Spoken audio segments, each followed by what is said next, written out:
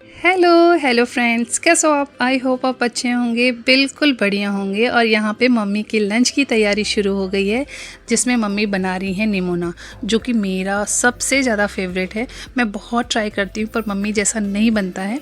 और मम्मी के मसाले जो होते हैं ना, बहुत सिंपल से होते हैं। जैसे आप दिख रहे होंगे, हरी मिर्च, धनिया, लहसुन, एक बड़ी इलायची और थोड़ा सा ज़ीरा, बस यही मसाले होते हैं। मसालों में उन्होंने अदरक यूज़ नहीं किया है।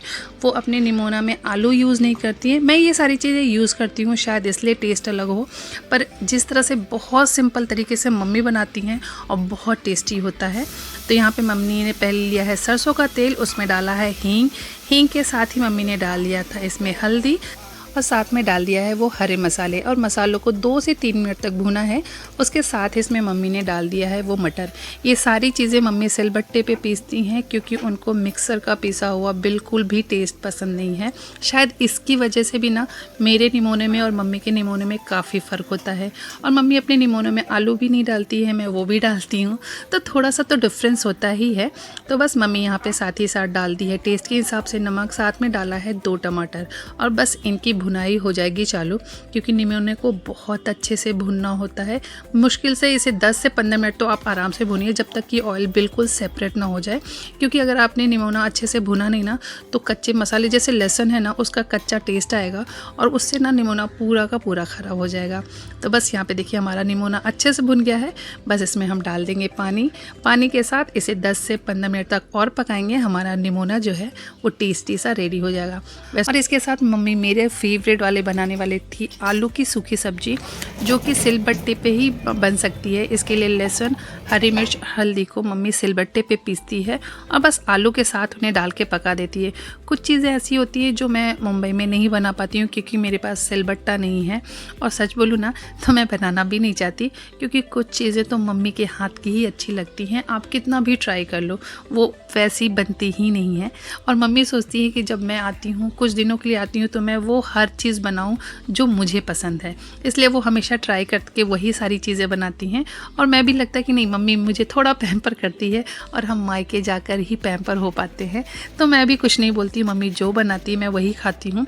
और वो सारी वो चीज़ें बनाती है जो मैं नहीं बना पाती हूँ, स्पेशली कि क्योंकि मेरे पास सब कुछ है, मैं सारी चीज़ें बना सकती हूँ, पर टेस्ट का डिफरेंस जो है, वो हाथ का जो डिफरेंस है ना, वो आ ही जाता है।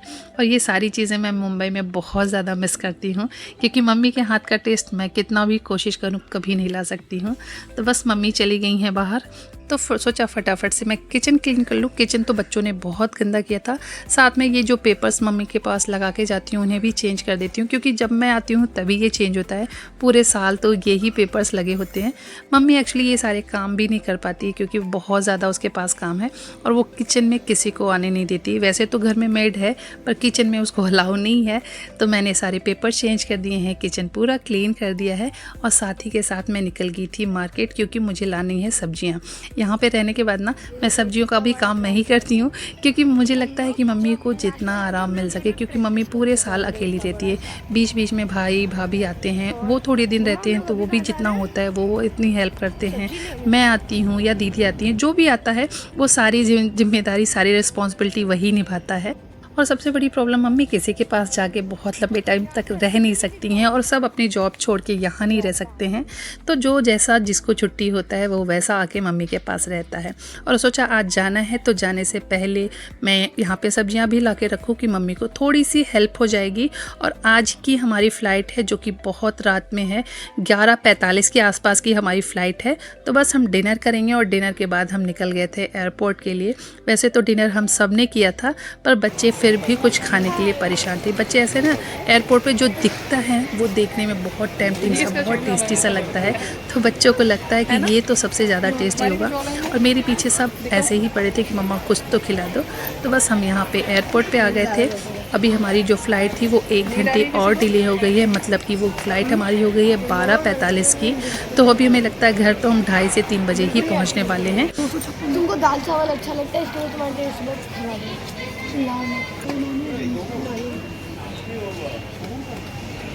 वो कबूतर भी बार बार उस काउंटर के पास जा रहा है, और ये वाला कबूतर भी वहाँ कबूतर ही कौवा।